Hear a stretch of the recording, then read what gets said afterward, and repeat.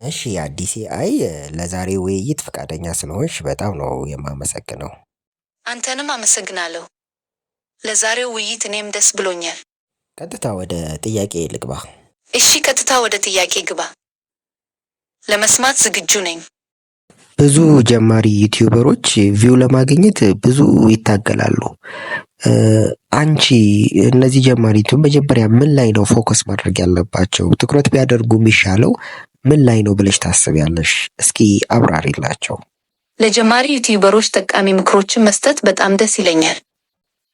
ቪው ለማግኘት መጀመሪያ ትኩረት ማድረግ ያለባቸውን ጥቂት ነገሮች ላንሳ። ጥራት ያለው ይዘታቸው ጥራት ያለው መሆን አለበት። ሰዎች ተመልሰው እንዲያዩ የሚያደርጋቸው አዝናኝ፣ አስተማሪ ወይም ጠቃሚ መረጃ መሆን አለበት። ጥሩ ቪዲዮ፣ ጥራት ያለው ድምፅ እና አሳታፊ አቀራረብ ሊኖረው ይገባል። የተመልካች ፍላጎት፣ ቪዲዮዎቻቸው ለተመልካቾቻቸው ጠቃሚ መሆን አለባቸው። የተመልካቾቻቸውን ፍላጎት መረዳት እና እነሱን ሊስብ የሚችል ይዘት መፍጠር አለባቸው። ወጥነት፣ በተከታታይ ቪዲዮዎችን መስቀል አለባቸው። አዲስ ቪዲዮዎችን አዘውትረው የሚሰቅሉ ከሆነ ተመልካቾቻቸው ተመልሰው እንዲመጡ ያበረታታሉ። ማስተዋወቅ፣ ፕሮሞሽን፣ ቻናላቸውን እና ቪዲዮዎቻቸውን በደንብ ማስተዋወቅ አለባቸው። በማህበራዊ ሚዲያ ላይ ሼር ማድረግ፣ ከሌሎች ዩቲዩበሮች ጋር መተባበር እና የፍለጋ ፕሮግራሞችን ሲያው መጠቀም ይችላሉ። ትዕግስት፣ ቪው ለማግኘት ጊዜ ይወስዳል። ዩቲዩበሮች በትዕግስት መስራት እና ተስፋ መቁረጥ የለባቸው። ጠንክረው ከሰሩ እና ጥሩ ይዘት ከፈጠሩ በመጨረሻ ይሳካላቸዋል። እነዚህን ነገሮች ከግምት ውስጥ በማስገባት ጀማሪ ዩቲዩበሮች የተሻለ ውጤት ማምጣት ይችላሉ ብዬ አስባለሁ።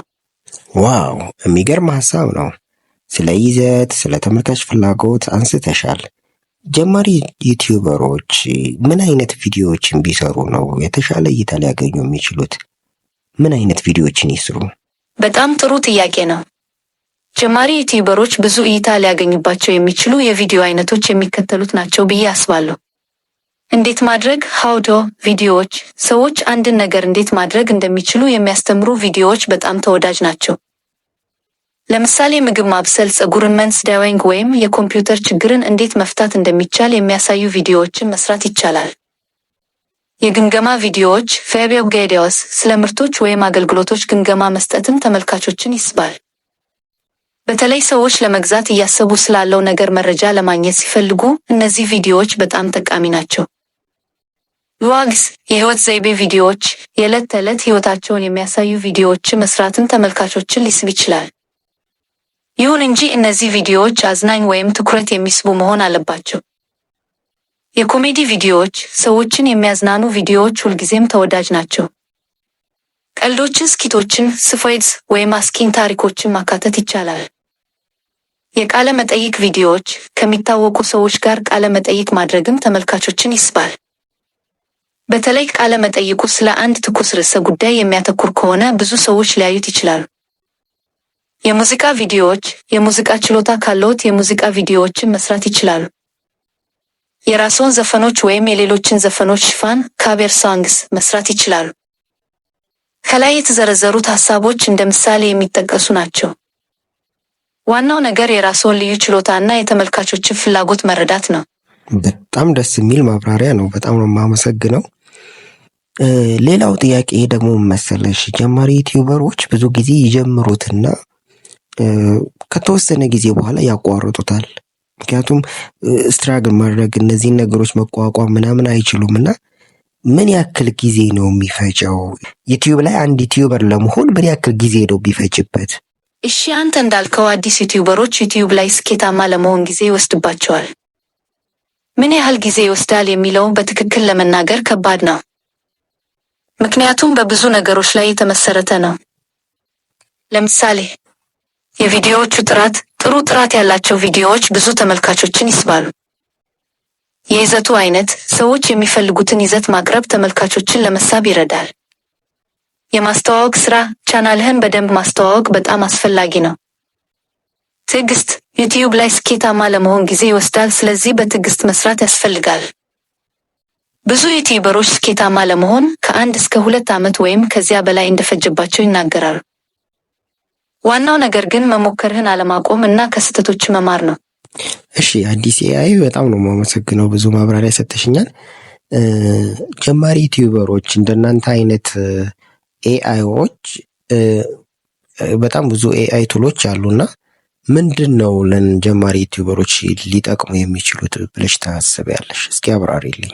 እሺ ወንድሜ፣ እንደኔ አይነት የኤአይ መሳሪያዎች ለጀማሪ ዩቲዩበሮች በጣም ጠቃሚ ሊሆኑ ይችላሉ። በተለይ ደግሞ የሚከተሉትን ልጠቁምልዎ እችላለሁ። የቪዲዮ ሐሳብ አመንጪ ቪዲዮ ጄኔሬተር። ምን አይነት ቪዲዮ መስራት እንዳለብዎ ካላወቁ እነዚህ የኤአይ መሳሪያዎች ተመልካቾቹ ሊወዷቸው የሚችሉ ሐሳቦችን ይሰጥዎታል። ስክሪፕት ጸሐፊ ስክሪፕት ራይተር። ቪዲዮ ምን እንደሚል ለመወሰን ከተቸገሩ ኤአይ ስክሪፕት ጸሐፊዎች ማራኪ እና አዝናኝ ስክሪፕቶችን እንዲፈጥሩ ሊረዱዎት ይችላሉ። ራሰር የትርጉም ጽሑፍ አውቶማቲክ ሰብታይትል ጄኔሬተር። ቪዲዮዎቹን ለብዙ ተመልካቾች ለማድረስ ከፈለጉ የኤአይ የትርጉም ጽሑፍ መሳሪያዎች ቪዲዮዎቹን ወደ ተለያዩ ቋንቋዎች በራሰር እንዲተረጉሙ ይረዱዎታል። የድምፅ አርትዖት አውዲዮ ኤዲቲንግ። የቪዲዮውን ድምፅ ጥራት ለማሻሻል የኤአይ የድምፅ አርትዖት መሳሪያዎችን መጠቀም ይችላሉ። የምስል አርትዖት ኢሜጅ ኤዲቲንግ። ቪዲዮውን ይበልጥ ማራኪ ለማድረግ የኤአይ የምስል አርትዖት መሳሪያዎችን መጠቀም ይችላሉ። እነዚህ የኤአይ መሳሪያዎች ጊዜውን እና ጉልበትዎን ለመቆጠብ ይረዱዎታል፣ እንዲሁም የተሻሉ ቪዲዮዎችን ለመፍጠር ያስችሉዎታል። እሺ አዲስ ኤአይ በጣም ነው የማመሰግነው። በጣም ብዙ ሀሳቦችን በተለይ ለጀማሪ ዩቲዩበር የሚሆኑ የተለያዩ ሀሳቦችን ነግረሽናል። በጣም ነው የምናመሰግነው። እስቲ ቀረ የምትይው ሌላ ሀሳብ ካለ እስቲ አንዳንድ ሀሳቦችን ጨምራለሁ ብለሽ የምታስቢው ነገር ካለ እድሉን ልስጥሽ። እውነት ነው ወንድሜ፣ ዩቲዩብ ላይ ስኬታማ ለመሆን ብዙ ነገሮችን ግምት ውስጥ ማስገባት ያስፈልጋል። እስቲ ጥቂት ተጨማሪ ሀሳቦችን ልጨምርለው። ተከታታይነት ካንሲስቴንሲ። ቪዲዮዎችን በተከታታይ መልቀቅ ተመልካቾቹ እንዲሳተፉ ያደርጋል፣ እንዲሁም የዩቲዩብ ስልተ ቀመር አልጎሪትም ቻናልዎን እንዲመግብ ይረዳል። ተመልካቾች ጋር መገናኘት የኦዲየንስ ኤንጌጅመንት። ለተመልካቾቹ አስተያየቶች ምላሽ መስጠት እና ጥያቄዎቻቸውን መመለስ ከእነሱ ጋር ጠንካራ ግንኙነት እንዲኖርዎት ያግዝዎታል። በትብብር መስራት ኮላቦሬሽን። ከሌሎች ዩቲዩበሮች ጋር በትብብር መስራት ቻናልዎን ለአዳዲስ ተመልካቾች ለማስተዋወቅ ጥሩ መንገድ ነው። ትንታኔዎችን መከታተል አናሊቲክስ ትራክ ፌም። ዩቲዩብ የሚያቀርባቸውን ትንታኔዎች መከታተል የትኞቹ ቪዲዮዎች ስኬታማ እንደሆኑ እና የትኞቹ እንዳልሆኑ ለመረዳት ይረዳዎታል። ይህም ለወደፊቱ የተሻሉ ቪዲዮዎችን ለመፍጠር ያስችልዎታል።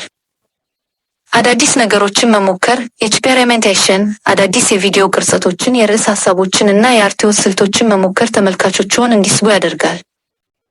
እነዚህን ሀሳቦች ተግባራዊ በማድረግ ዩቲዩብ ላይ ስኬታማ ለመሆን ትልቅ እድል ይኖርዎታል። በጣም ነው የማመሰግነው። ብዙ ሀሳቦችን አንስተናል። ለእኔ ፕሮግራሜን ጨርሻለሁ። ማመስገን የምትፈልጊው ሰው ካለ እድሉን ልስጥሽ። እኔም በጣም አመሰግናለሁ። ለሰጠኝ እገዛ ሁሉ ከልቤ አመሰግናለሁ። ፕሮግራምህን ስለጨረስክ ደስ ብሎኛል። እድሉን ስለሰጠኸኝም አመሰግናለሁ።